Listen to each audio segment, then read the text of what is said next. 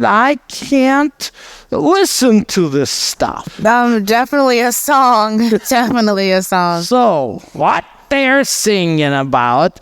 They do have a whole album called Highway to Hell. Yeah. Yes. Is this okay if instead of going to church, I've listened to AC/DC when I was a teenager. There's like a section where like the Song of Miriam, like this. So like, is that their style of music? What is your impression?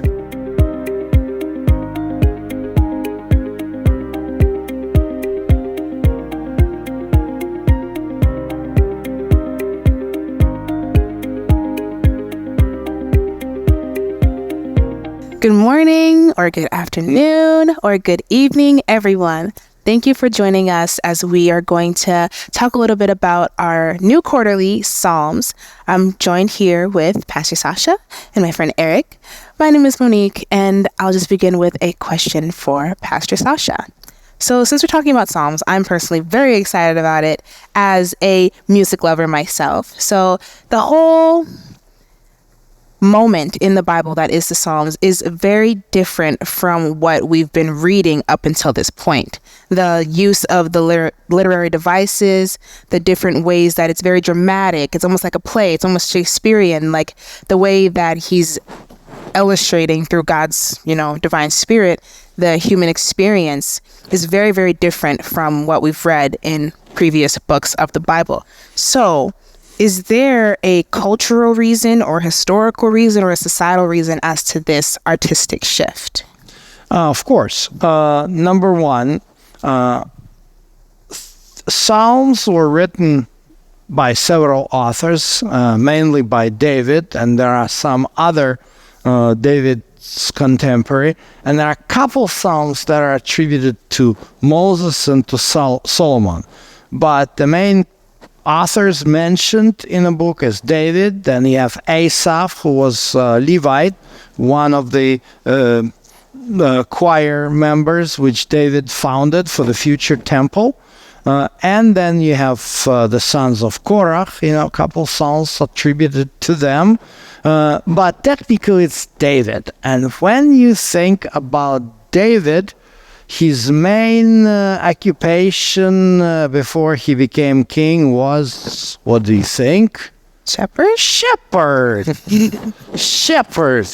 And when you think of shepherd in the Middle East, you got to think the easiest way to picture this culture is to see Bedouin society. I don't know if you understand what a Bedouin society is. Bedouin? Yes.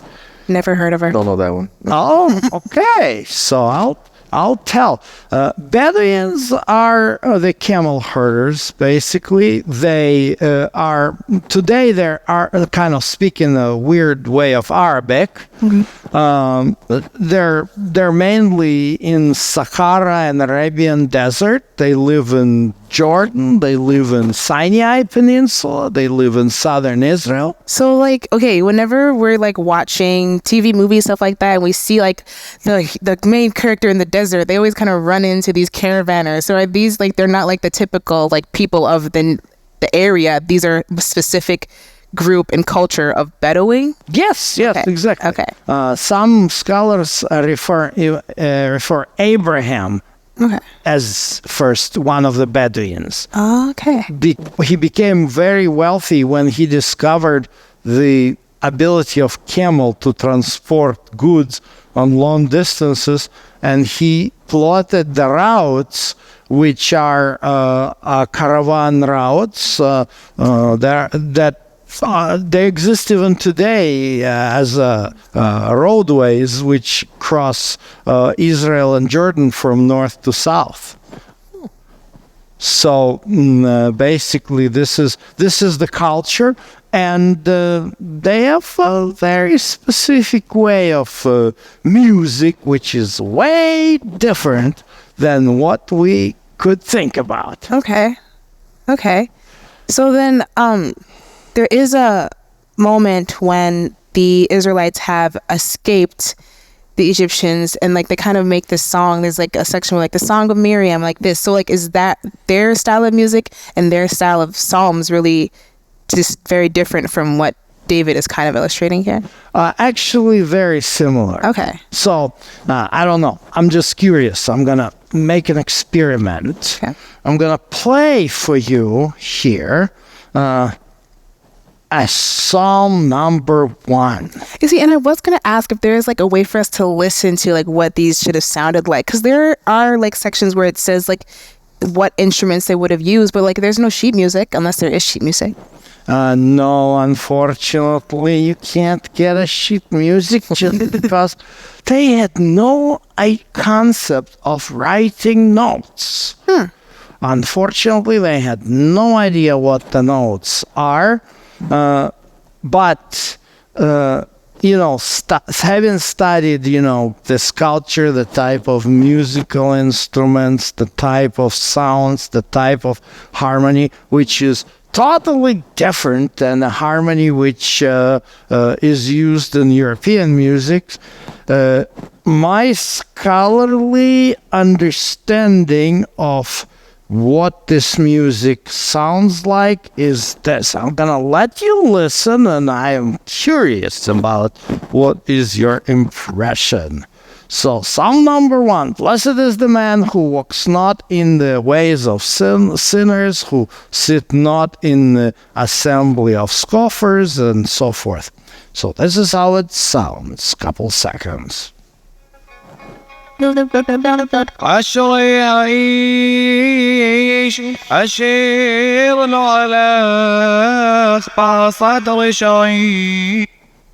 Think about this. It's kind of cool.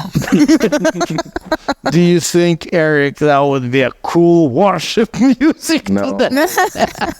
Yeah. I'd have a hard time getting into it. I think if we could get those instruments and add it, then it'd be cool. Yeah, but not like solo or anything like Right. that. Definitely. Okay, so if there's no sheet music, is this just like a jam session? Like every instrument's kind of freestyle, they're all just kind of collaborating, really? Yeah, improvisation, Actually, yeah, because like many, even if we're talking about the history of jazz, and I love jazz, that's one way of jam. Yeah, because that's what I was thinking about too. Yeah. Yeah, I always dreamed about learning, somebody teaching me improvise when I was studying music back in Soviet Union. No, we read the sheet music. Yeah. Yep. It's cool. Yeah. Do you have anything to add to that as a bassist? As a basis, no. Well, there's a lot to add, but I'm curious. Well, one thing actually, there was a group back in the day. I don't know if they're still around, but there was a group that did put psalms into music again, which was like a more modern version. The one I have is Scripture Memory Song, like Psalms 21 and 2. It's actually I like it. So like, if I can find more of those groups to rewrite psalms in English and rewrite the music for it, that'd be sweet. But I don't know if anyone actually does it anymore. Well, messianic style. I mean, there is a whole number of tradition of Jewish musical, psalms. Like let's say in a modern way. What can I find? Let's just for an example, what really stands, and it's very traditional Jewish song. And it's even liturgical in the synagogue. It's basically like this. Oh, come, let us, it's Psalm 95. Oh, come, let us sing to the Lord. Let us shout joyfully to the rock of our salvation. Let us come before his presence with thanksgiving. Let us shout joyfully with him, to him with psalms and so forth. And well, there are many iterations of these, but the one which is, which kind of, you can see it's the like transcontinental music for liturgy in different, So, 1 second, let me find. Yeah, it's called. Let's see if I can.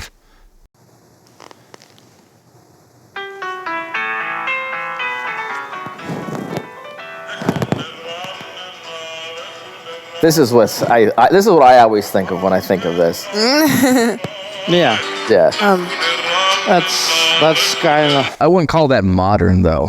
I would say you can make it even more modern, but it's already kind of made into the harmony, which I think if you arrange it into a bass and change a little bit, but I think composers can take this and modify it enough for it to sound modern. Maybe. I don't know. Maybe. But the way how I see the history of it, I think they would take something like this. Right. I know Third Day does have a song. It's called like Psalm 49 or Psalm something. I can't remember the number. But like I think when people take psalms to turn them into songs, it's more of like an inspiration piece and not so much like a by the letter type of a thing. Right. But that brings me to my question of the books to kind of follow Psalms. Was the beginning of this style, the beginning of this like book, or was it even a book? After you know they had compiled this collection, did they solidify it as like a book to study and to read from? Not as much as like study and read. What we're dealing with, of course, we're dealing with different genres in the Bible. Yeah. And this is a singing poetical genre. So it was actually like a hymnal. Okay. It was initially designed like a hymnal. We know some history of this. For example, if you take a look at Psalm number 18, so you get this, even when it says, I'll love you, O Lord, my strength. The Lord is my rock and my fortress and my deliverer. That's Psalm number 18. And it's actually the same is written in 2 Samuel chapter 22.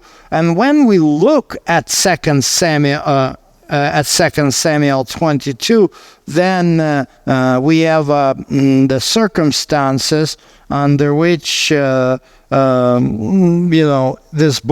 psalm was written. It says, when the Lord delivered him from the hands of his enemies and so forth. That's when he's basically becoming a king. So he writes this, the Lord is my rock, and on, kind of. So it actually, the book of Samuel actually demonstrates to us an example of circumstances under which David wrote a particular song. But eventually what David is doing, and that's what is spoken to us what is written to us in detail in the book of Chronicles, is that he wants to organize a service with Levites at the future temple. He never gets to build a temple, Solomon does, but he establishes an institution of temple divine services where he puts Levites, whom he assigned to be a musician, a number of families that are specifically going to be for centuries after that the musicians at the temple, and so he provides for them some songbook. And so that's what initially was. Of course, we know there is a scroll. So all Psalms, which we have in the Bible, came as one scroll. We see the fragments of this scroll were discovered in 1947 at the caves of Qumran, at Dead Sea Scrolls. And so that's basically how we know, and we kind of suppose that Ezra was the one who was able to preserve this part of the Bible together, and so we kind of have like a hymnal. Okay, cool. So there was eventually the establishment of this book, but then as it was being written down and being sung in like the manner that David had established, was this like the beginning of an era? Because like the books to follow kind of follow this similar style. So like, was this like their like Renaissance? You know, like was this like when they're like cultural awakening or something like that? Like how did this influence the rest of the nation? I think you have a point here, Monique. When we look at the way how the books of the Bible were created, so you got Moses, you got Joshua. By the way, we have to mention that there are two poetry pieces in the Torah. One is a song by Miriam, and the other is Moses at the end of his life. He is basically creating the song, teaching it to everybody. But then we just don't have much of the songs preserved for us until you have, like, again, Samuel is writing about the life of David. Samuel is the one who meets David when he was a young shepherd. He anoints him to be a future king, and David is becoming a songwriter and organizes all this singing ministry, which we don't have much of a mentioning previously. Yes, so it is a new era in a sense, because when we look at the history of worship, David is helping us to transition from the tent, which was built by Moses back in the desert, which was kind of a travel and arrangement, to the temple, which was, of course, completed by Solomon. But as I said, this temple is definitely a change of an era, and especially when we're thinking of the life of David, we have a change of millenniums, because so in a way we can say David was millennial. Yeah, okay, and I was like even thinking, like, could this be a generational reason? You know, like he's just the new young king coming into the scene, so he's kind of they're like the older people going, "What is this music?" Exactly. Like, what is this? Every time, you know, you think about, sometimes we got some people today who hate contemporary music. They say the contemporary music cannot glorify God. And basically what they say is, well, we have our standards, and usually the standard is the middle of 19th century. So we have that standard. That standard is a perfect standard.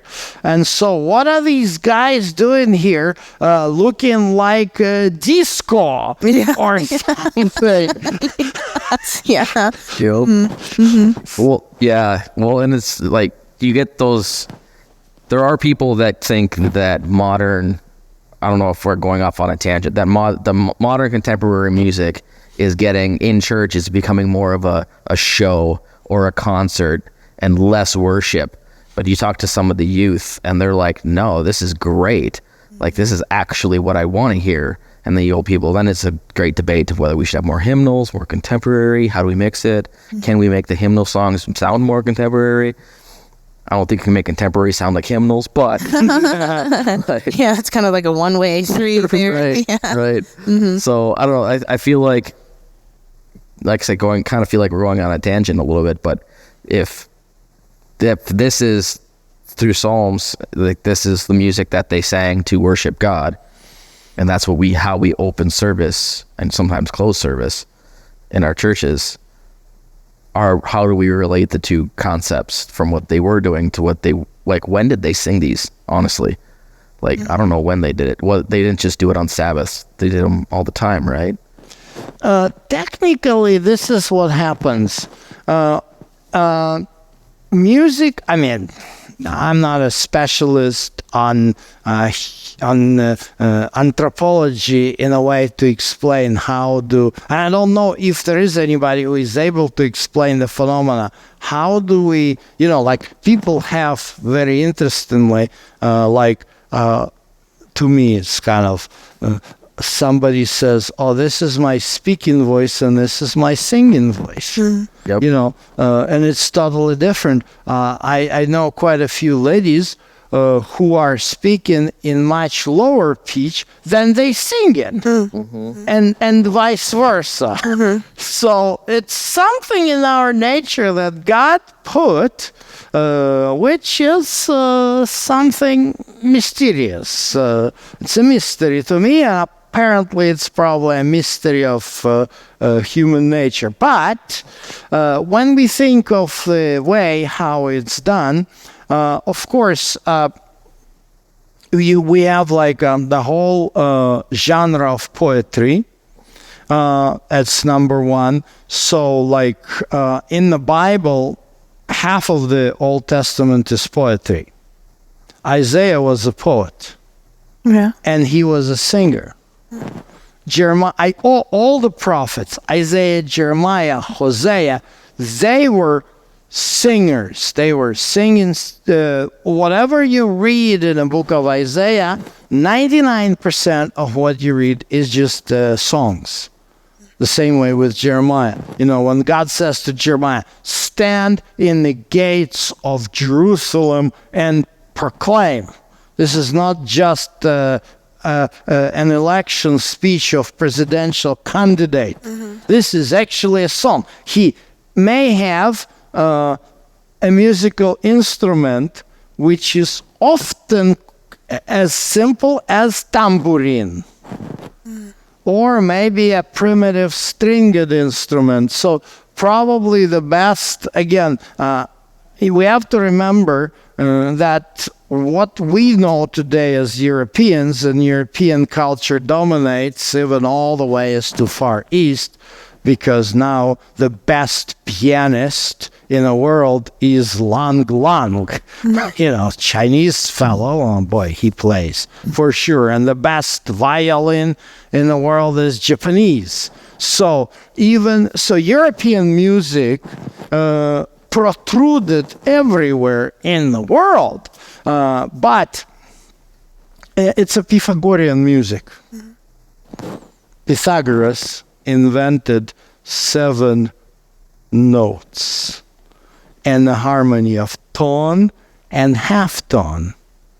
And it was done because a Greek harp is constructed in a certain way, and so the tension of the string, and so he just, I don't know, it's for many, I know, musicians, they are gonna kill me for that, because they were taught like it's in generations. But this is Greek, which comes into Rome, and then it comes throughout Europe. But Middle Eastern sense of harmony is way totally different. For them, singing in half tone, quarter tone, 1/8 of a tone, way totally different. As well as like African singing is also not the European. So, and it's also different. So the sense of music is like this. The instruments could be something like all different kinds of drums. That's always present. And then string, that's a sitar. So it's basically a simple sitar. It's kind of like a curved shape like this bowl with and they can use a bow here. So just by vibrating like this, or just using the fingers, and some kind of pipes, whatever they could construct. But talking about the change of a genre, going through the history, you go into Western Europe, they start creating different European instruments and, developing traditional church music, the way how it's supposed to be in a Catholic church. But when we look at somebody like Bach, it was crazy, but they thought back then that Bach was too contemporary, and he's one of his big pieces like called the Passions about the Passion story by Matthew, and then he created the same by John, and it's a music which is considered classic choral organ. In his time they thought, oh, this is totally trash. And Catholic Church didn't like it. But guess what? Luther comes in. They throw all this out of the churches, the reformers. And what Luther does, he takes the songs, which are folk songs, and turns them into religious music.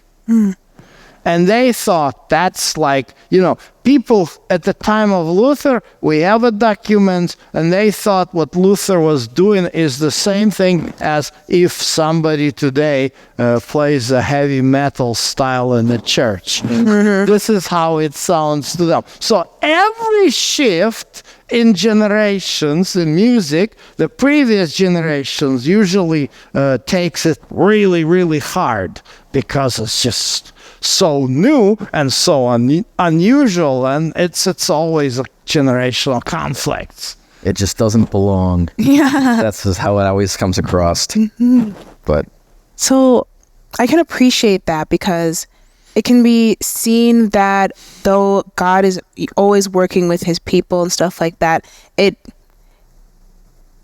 era of the patriarchs is shifting. So he's kind of assimilating, I guess, looking for that younger generation, and that's what it kind of seems like it's being shaped that way. Like with the music, the way that the music is kind of shifting, and some people are like, this can't be right. Like God kind of has to change the way he talks with his people, the way he works with his people, and kind of has to cater to the up and coming generation, because like they may have been the ones that just needed him mostly at the time, just because that's how God works. I feel like he kind of just always works he seeks those who are in need. He seeks the meek, the poor, the people that are really like seeking for him in that way. And I could be off, but we will answer that soon.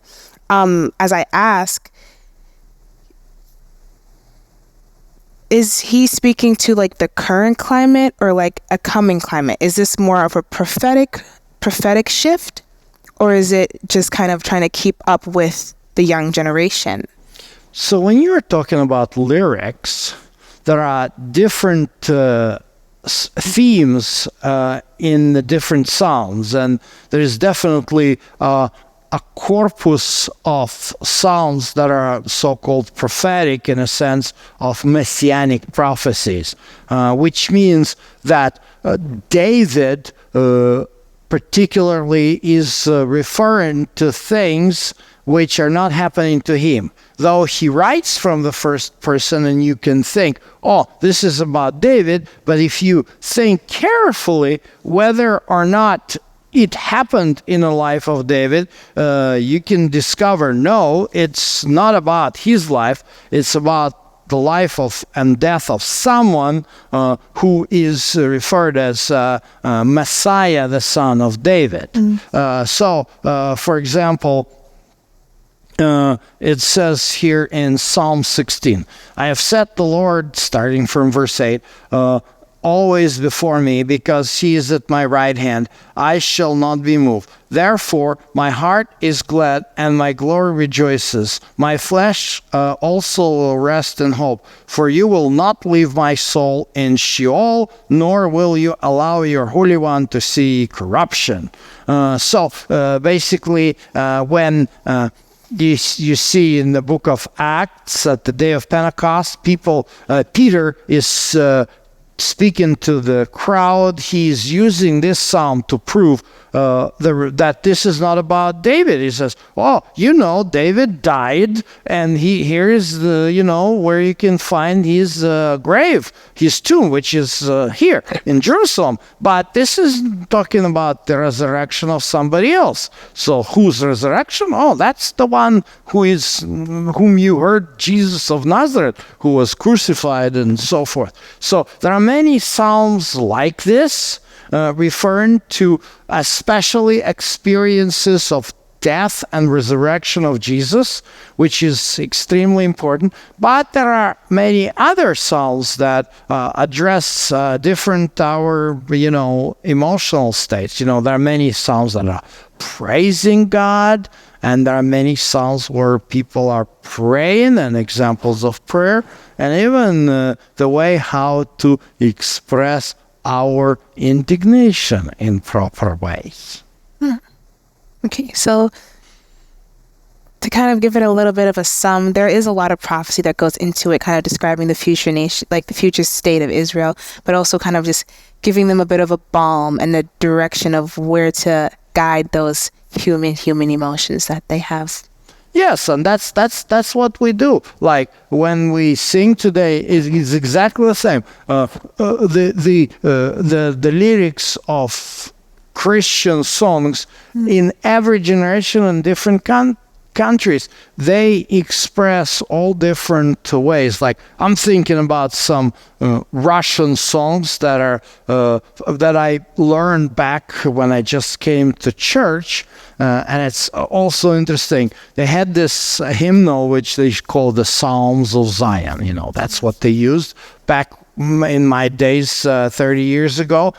There were many songs that were written by people who were after that murdered by Stalin. So they expressed this the state of mind, the state of emotions when people were like persecuted for their faith. And so you got this. The people of generation of our children, even though they they are, born of parents who come from that part of the world, they can't relate to this. I have to kind of explain a lot of things before they're going to sing it, but it's still not going to make it. It's more of a historical piece rather than emotional response. Okay. So different times request different things. Well, thank you so much, Pastor Sasha, for answering all of those questions so insightfully and just giving us a lot to think about.